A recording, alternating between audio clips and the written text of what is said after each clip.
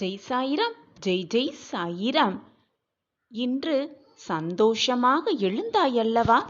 ஏதோ ஒரு புதுவிதமான சந்தோஷமும் நிம்மதியும் உன் மனதில் ஆட்கொண்டு உன்னை சந்தோஷத்தில் எழும்ப வைத்தது அல்லவா? அந்த சந்தோஷத்தோடே, மகிழ்ச்சியோடே, ஆனந்தத்தோடே இதை முழுவதுமாக கேள். உன் மீதம் இருக்கும் கர்மாக்கள் எல்லாம் குறைந்து உனக்கான நல்ல நேரம் ஆரம்பமாகும். இது சர்வ நிச்சயமாய் உனக்காகவே நிகழும். நீ நீண்ட காலமாக என்னிடம் வைக்கும் கோரிக்கை, நீ உரிமை கோரும் ஒரு கோரிக்கை உன்னிடமே நிரந்தரமாக வந்து சேரும் நேரம் எல்லாம் நெருங்கி இருக்கிறது. இன்று உன் சாயி தேவா உன்னை தேடியல்லவா வந்திருக்கிறேன். உன் வாழ்வில் இருக்கும் இருளையெல்லாம் அகற்றி வெளிச்சத்தை மிக பிரகாசமாகவே உனக்கு அளிக்க இதோ உன் சாயப்பா வந்திருக்கிறேன். இனி எப்பொழுதுமே கவலைப்படவே வேண்டாம். தாமதமாகிக் கொண்டே இருக்கிறதே, அனைத்தும் என் வாழ்வில் தாமதமாக நடைபெற்று கொண்டிருக்கிறதே என்று கவலையே பட வேண்டாம். உன் வாழ்வில் நடக்கும் இந்த தாமதங்கள் எல்லாம் உன் வாழ்வில் நீ நினைத்து பார்க்காத பல அற்புதங்களை நிகழ்த்தும் என்பது உன் சாயி தேவாவின் வாக்கு. இது வெறும் ஆறுதல் வாக்கு இல்லை பிள்ளையே, உனக்கான தெய்வ வாக்குதான். மற்றவர்களுக்கு நீ சந்தோஷமாக இருப்பதைப் போல காட்டிக்கொள்கிறாய். எது நடந்தாலும் நான் பார்த்து கொள்வேன், என்னால் எதையுமே மாற்ற முடியாது, அதனால் வருவதை அப்படியே ஏற்றுக்கொள்ளப் போகிறேன் என்று வாழ்வில் பயமே இல்லாதது போல நடந்து கொள்கிறாய். மற்றவர்களிடம் அதை காட்டிக்கொள்கிறாய்.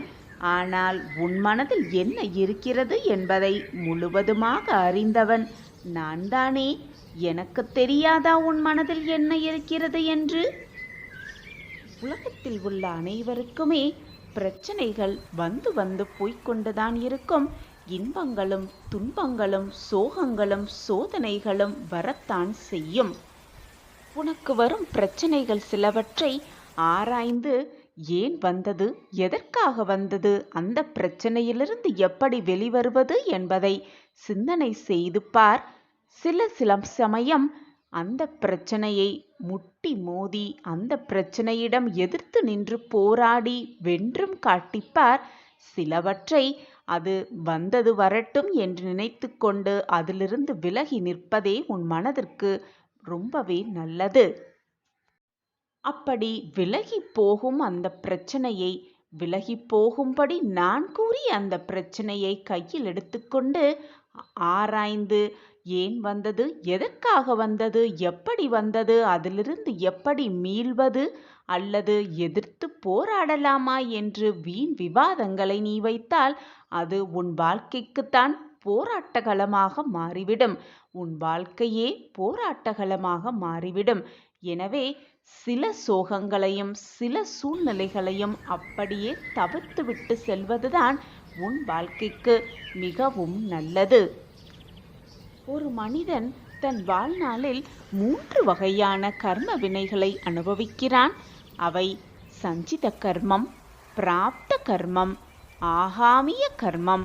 இவை 3ஐயும் யார் ஒருவன் அனுபவித்துதான் ஆக வேண்டும். சஞ்சித கர்மம் என்பது ஒரு கரு உருவாகும் போதே உடன் வருவது. அதாவது தாய் தந்தை முன்னோர்களிடம் இருந்தும் பல ஜென்மங்களில் ஆத்மா செய்த பாவ புண்ணியங்களும் இந்த பிறவியில் பற்றி கொள்ளத்தான் செய்யும். பிராப்த கர்மம் என்பது ஒரு ஆன்மா பல பிறவிகள் செய்த பாவ புண்ணிய பலன்கள் மூலம் இந்த பிறவியில் கிடைக்கக்கூடிய நன்மை தீமையாகும்.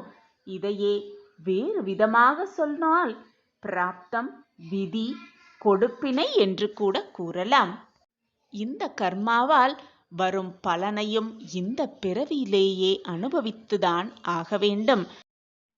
ஆகாமிய கர்மம் கர்மாக்களை கழிக்க செய்யும் செயல்கள் மூலம் இப்பிறவியில் வாழும் காலத்தில் ஆசைகளால் பிறருக்கு செய்யும் நன்மை தீமைகளால் தான் வருவது. இந்த 3 வகையான கர்ம வினைகளிலிருந்தும் யாருமே தப்பவே முடியாது.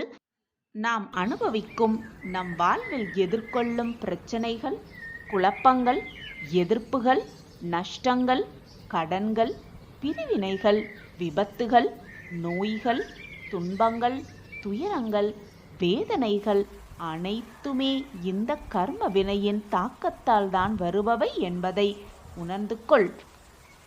பூர்வ ஜென்மத்தில் செய்த பாவ புண்ணியத்தின் கணக்குப்படிதான் இந்த பிறவியில் வாழ்ந்து கொண்டிருக்கிறோம். இந்த பிறவியில் நாம் வாழ்ந்து கொண்டிருக்கும் பொழுது நமக்கு வரும் இன்பத் துன்பங்கள், பிரச்சனைகள், சோதனைகள், சோகங்கள் எல்லாமே நாம் செய்த பாவ புண்ணிய கணக்குப்படிதான் வருகிறது என்பதை புரிந்து நடந்து கொள்.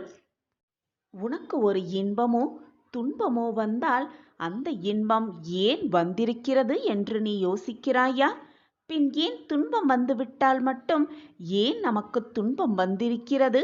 துன்பத்தை மட்டுமே நான் எப்பொழுதும் அனுபவித்துக் கொண்டிருக்கிறோமே, அதற்கான காரணம் என்ன என்று யோசிக்கிறாய்? ஏன் அப்படி இருக்கிறாய்? அனைவருக்கும் யோசிக்கும் நீ ஏன் இன்பம் வந்துவிட்டால் மட்டும் எனக்கு ஏன் சந்தோஷம் வந்திருக்கிறது, எப்படி வந்தது, எங்கிருந்து வந்தது என்று ஏன் யோசிக்க மாட்டேன் என்கிறாய்? ஏதாவது பிரச்சனை வந்தால் அதை அப்படியே விட்டுவிட்டு தவிர்த்துவிட்டு வேறு வழியை பார்த்துக்கொள். உனக்கானது சிந்திக்க வேண்டிய விஷயம் நிறையவே இருக்கிறது.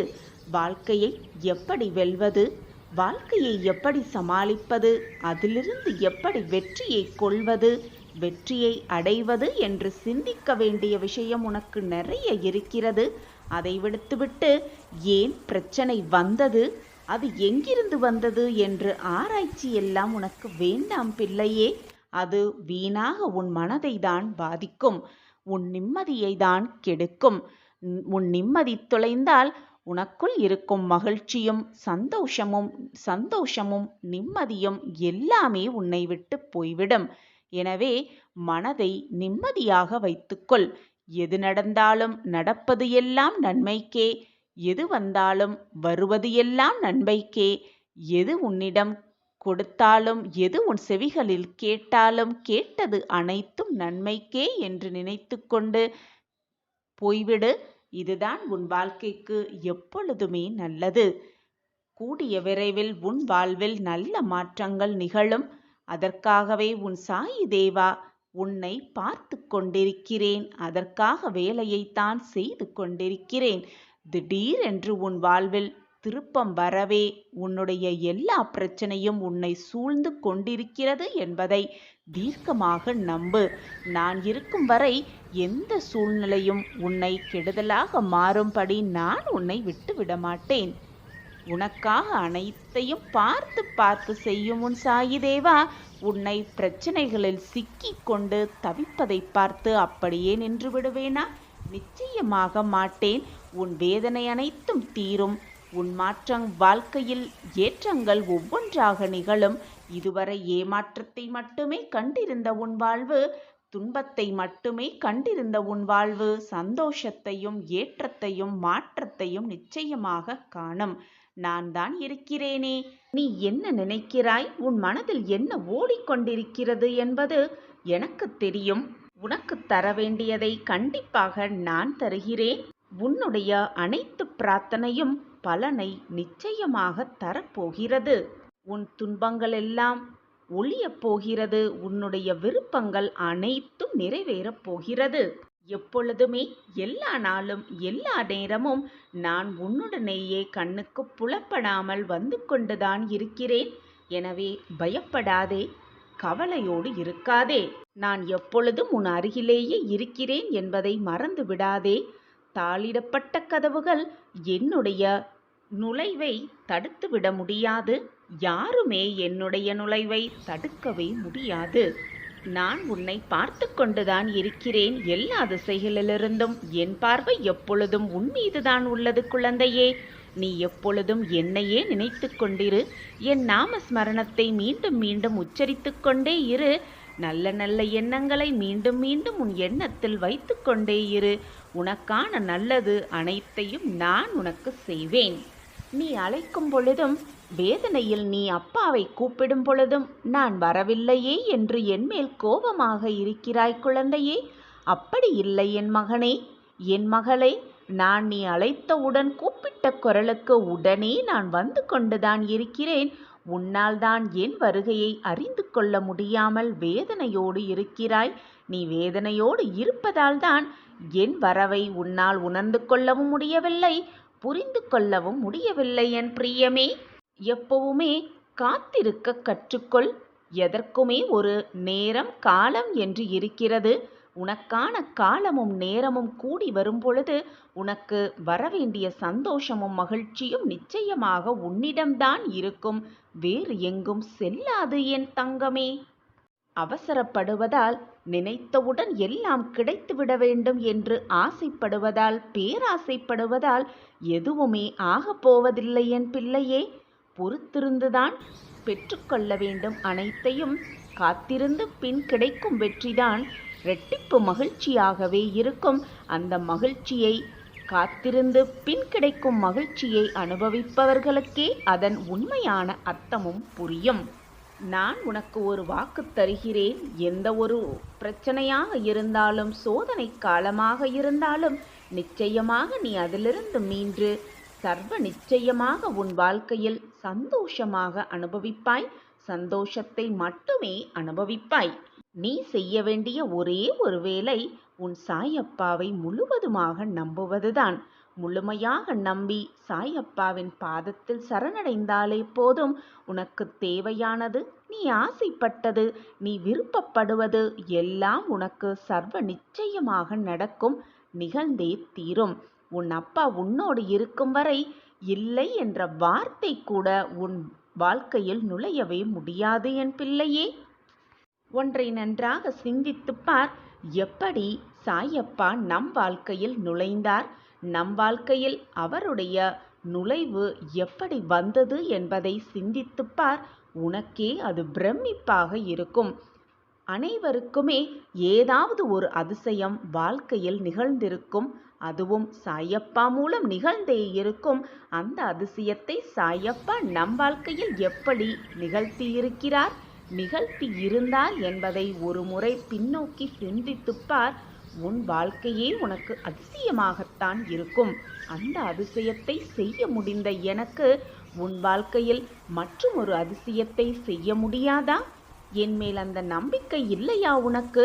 அனைத்தையும் கணநொடியில் மாற்றும் வல்லமை என்னிடம் இருக்கும் பொழுது உனக்கு இருக்கும் இந்த சின்ன பிரச்சனையை என்னால் மாற்ற இயலாதா? ஏதோ ஒரு காரணத்துக்காகத்தான் அனைத்தும் காலதாமதம் ஆகிறது என்பதை தீர்க்கமாக நம்பு. எதுவுமே காரண காரியம் இல்லாமல் நிகழாது, நடக்கவும் நடக்காது. ஏதோ ஒரு சூழ்நிலைகளுக்காகத்தான் இந்த பிரச்சனையும், இந்த சோதனைகளும், இந்த வேதனைகளும் உன்னை சூழ்ந்து இருக்கிறது என்பதை புரிந்து கொள். அந்த பிரச்சனை தீர்ந்தவுடன் உனக்கே புரியும் உன் பிரச்சனை உனக்கு வந்ததற்கான காரணம் என்ன என்று. யார் ஒருவர் சாயப்பா மீது முழுமையாக நம்பிக்கையும் பக்தியும் வைத்திருக்கிறார்களோ அவர்கள் எந்த சூழ்நிலையும், தடுக்கி விழும் சூழ்நிலையில் வந்தாலும் அவர்களை தூக்கி முன்னேற்ற பாதையில் கொண்டு சேர்க்கும் வழியை நிச்சயமாக நான் செய்வேன், உன் சாயப்பா செய்வார் என்ற நம்பிக்கையோடு இரு. நம்பிக்கைதான் வாழ்க்கை. நம்பிக்கையோடு இருப்பவர்கள் எவருமே தோற்றதாக சரித்திரமே இல்லை என் குழந்தையே. அதுவும் உன் மீது நம்பிக்கை வை. உன் வாழ்க்கை மீது முழுமையாக நம்பிக்கை வை. உன் சாயப்பா மீது அதைவிட முழுமையாக நம்பிக்கை வை.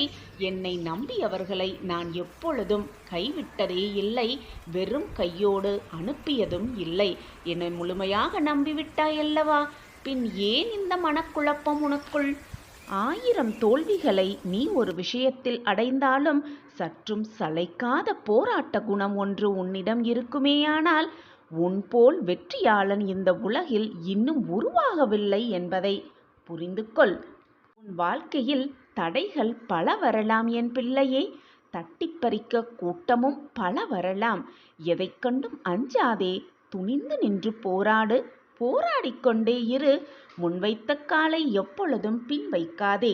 நீ எடுத்து வைக்கும் ஒவ்வொரு அடியும் வெற்றியின் படிகட்டாக நினைத்து ஒவ்வொரு அடியையும் எடுத்துக்கொண்டே இரு. நிச்சயமாக வாழ்க்கையின் உச்சியில் நீ போய் அமர்வாய். உனக்கு துணையாக எப்பொழுதும் உன் சாயப்பா உன் அருகிலேயே வந்து கொண்டிருக்கிறேன் என்பதை மறந்து விடாதே. உன் சாயப்பா இருக்க உனக்கு ஏன் மனக்கவலை? கட்டாயமாக உன் அப்பாவின் பரிபூரண ஆசிர்வாதத்தால் நீ உன் வாழ்க்கையில் ஜெயிப்பாய், ஜெயித்து காட்டுவாய். சாயிநாதா, பல நாட்களாக நான் உங்களிடம் வைத்த வேண்டுதல்கள் எல்லாம் தாமதமாகி இந்த இடத்திற்கு வந்திருக்கிறது என்று நீ என்னிடம் புலம்புகிறாய். சில சமயம் கோபமாக கூட பேசுகிறாய் குழந்தையே. ஆனால் சிறிது நேரம் கழித்து வந்து நீயே என்னை மன்னித்து விடுங்கள் சாயிநாதரே, நாங்கள் உங்கள் மனதை புண்படுத்தியதற்காக என்னை மன்னித்து விடுங்கள் என்று நீயே என்னிடம் வந்து மன்னிப்பும் கேட்கிறாய். அன்பு இருக்கும் இடத்தில்தான் கோபமும் இருக்கும் குழந்தையே. நீ என்மேல் கோபப்பட்டால் நான் தவறாக எடுத்துக்கொள்ள மாட்டேன். ஏதோ உன் மன வேதனையினால்தான் நீ என்னிடம் வந்து இப்படி கொட்டுகிறாய் என்பது எனக்கு புரியும். உன் மன வேதனையை அனைத்தையும் என்னிடம் வந்து கொட்டிவிடு. நிச்சயமாக உன் வேதனைக்கு, உன் மன வலிக்கு மருந்தாக உன் அப்பா எப்பொழுதும் இருப்பேன் என் பிள்ளையே. குழந்தையே, வாழ்க்கையில் நிம்மதியையும் சந்தோஷத்தையும் நீ தேடுவது எனக்கு வியப்பாக இருக்குது குழந்தையே. நீ எங்கு போய் தேடினாலும் அது உனக்கு கிடைக்கவே போவதில்லை. ஏனென்றால் அது உன்னில்தான் இருக்கிறது. நீ மனதை நிம்மதியாக வைத்து கொண்டாலே போதும், சந்தோஷமும் நிம்மதியும் ஆனந்தமும் தானாகவே வந்து குடிக்கொண்டுவிடும் உன் மனதிலும் உன் வாழ்க்கையிலும். கண்மணியே, சந்தோஷம் என்பது உலக பொருட்களில் இல்லை, அது உள்ளத்தில்தான் இருக்கிறது. நிம்மதி என்பது நீ கை நீட்டி ஒருவருக்கு உதவி செய்தாலே போதும், நிம்மதி தானாகவே வந்துவிடும். ஆத்மார்த்தமாக உள்ளன்போடு மற்றவர்கள் நன்றாக இருக்க வேண்டும் என்று நீ நினைத்தாலே போதும், நிம்மதி தானாகவே தென்றலாய் உன் இதயத்தை வந்து தழுவும். எனவே என் குழந்தையே, என்றைக்கும் சந்தோஷத்தையும் நிம்மதியையும் வெளியில் போய் தேடாதே. ஏனென்றால் அது எங்குமே வெளியில் இல்லை. உன்னை மாற்றும் எல்லா மாறுதலாகவே அது இருந்து கொண்டிருக்கிறது. உன்னை பக்குவப்படுத்துவதற்காகவே உனக்குள் பல நிகழ்வுகளை நிகழ்த்தி உன் வாழ்க்கையில் நீ முன்னேற்றம் அடைய சில வழிவகைகளை நான் செய்து கொண்டிருக்கிறேன். ஆனால் என் சாயிநாதர் எனக்கு கஷ்டத்தை கொடுத்து விட்டார். என்னை காப்பாற்ற யாருமே இல்லை. நான் நிர்கதியாக இருக்கிறேன். தோள் கொடுக்க கூட எனக்கு யாருமே இல்லை என்று உனக்கு வரும் வேதனைகளையும் சோதனைகள் அனைத்து பிரச்சனைகளையும் நான் தான் உனக்கு கொடுத்து விட்டதாக நினைத்து கொண்டிருக்கிறாய் குழந்தையே. பிரச்சனைகளை நான் உனக்கு கொடுக்கவில்லை. நீ கண்ணீர் சிந்த வேண்டும் என்ற எண்ணத்தில் நான் அதை உனக்கு கொடுக்கவில்லை. உன் மனம் வேதனை அடைய வேண்டும், நீ கஷ்டத்தில் தத்தளிக்க வேண்டும் என்ற நினைப்பில் நான் அதை உனக்கு கொடுக்கவில்லை. உன் மனதை பக்குவப்படுத்தவும், வாழ்க்கை என்றால் என்ன என்பதை புரிய வைப்பதற்கும், உன்னை சுற்றி இருப்பவர்களின் திறமையை, அவர்களின் மனோதைரியத்தை, அவர்கள் உன்னை எப்படி பார்க்கிறார்கள் என்பதை நீ புரிந்து கொள்வதற்காகவும் தான் இந்த செயல்களை நான் செய்து கொண்டிருக்கிறேன். உன்னை வேதனைப்படுத்துவதற்காக அல்ல. நீ இப்படி தவறாக நினைத்து கொண்டால் நான் என்ன செய்ய முடியும் குழந்தையே? எது நடந்தாலும் நன்மைக்காகவே நடக்கிறது என்பதை தீர்க்கமாக நம்பு. எதை செய்தாலும் 100 முறை யோசித்து செயல்படு. ஆனால் செய்ய ஆரம்பித்தவுடன் இது நடக்குமா நடக்காதா என்ற சிந்தனை ஒரு முறை கூட உன் மனதில் எழவே கூடாது. அதை நடத்தி முடித்து காட்டுவதுதான் நம் வேலை என்ற எண்ணம் மட்டுமே உன் மனதில் இருக்க வேண்டும். உனக்கு துணையாக எப்பொழுதும் உன் அப்பா இருப்பேன். வழித்துணையாக வருவேன். முன்னும் பின்னும் பக்கவாட்டிலும் அனைத்து திசைகளிலும் உன் அப்பா உன்னில் இருக்கும் பொழுது எதற்காக இந்த பயம் உனக்கு? என் அன்பான பிரியமே, தீர்வே இல்லாத பிரச்சனையை இறைவன் உருவாக்குவதே இல்லை. பிரச்சனை ஆரம்பித்தவுடன் அதற்கான தீர்வும் விரைவிலேயே வந்து சேரும் என்ற நம்பிக்கையோடு இரு. உன் பிரச்சனைக்கான தீர்வும் விரைவில் உன்னிடத்தில் வந்து சேரும். அந்த பிரச்சனையிலிருந்து எப்படி வெளிவருவது, அதிலிருந்து எப்படி தப்பிப்பது என்ற சிந்தனை மட்டும் உன் மனதில் இருந்தால் போதும், சுலபமாக நீ உன் வாழ்வில் ஜெயித்தே விடலாம். உனக்கு துணையாக அப்பா எப்பொழுதும் இருக்கும் பொழுது பிரச்சனைகளைக் கண்டு எதற்காக மனம் கலங்கி நிற்கிறாய்? இது உன் சாயின் கணக்கு. என் கணக்கு எப்பொழுதும் தப்பாகாது குழந்தையே. இவ்வளவு காலமாக நீ பட்ட கஷ்டங்களுக்கெல்லாம் ஒரு முடிவு பிறக்கப் போகிறது. நல்ல வாழ்வு உனக்கு அமையப் போகிறது. தைரியமாக இரு. உன் கண்ணில் எப்பொழுது கண்ணீர் வந்தாலும் அதை துடைத்து உன் கஷ்டம் போக்க உன் சாயப்பா வருவேன், நிச்சயமாக வருவேன் என்ற நம்பிக்கையோடு இரு. நம்பிக்கையோடு இருக்கும் என் பக்தனை எப்பொழுதும் நான் ஏமாற்றியதே இல்லை. கண்டிப்பாக வருவேன், வந்து உன் கண்ணீரை துடைப்பேன், உனக்கு வேண்டியதை அனைத்தையும் அள்ளி அள்ளி கொடுப்பேன் என்ற நம்பிக்கை மட்டும் உன் மனதில் இருந்தால் போதும். நான் வருவதற்கான அறிகுறி உன் கண்களுக்கு நிச்சயமாக புலப்படும். இது சாயப்பாவின் கணக்கு. என் கணக்கு எப்பொழுதும் தப்பாகாது. உனக்கான நேரம் வந்துவிட்டது என் கண்மணியே. என்ன நடக்குமோ ஏது நடக்குமோ என்ற பயம் இனி உன் வாழ்வில் வேண்டவே வேண்டாம். நான் உனக்கு துணையாக எப்பொழுதும் இருக்கிறேன், இருப்பேன், இனியும் இருப்பேன்.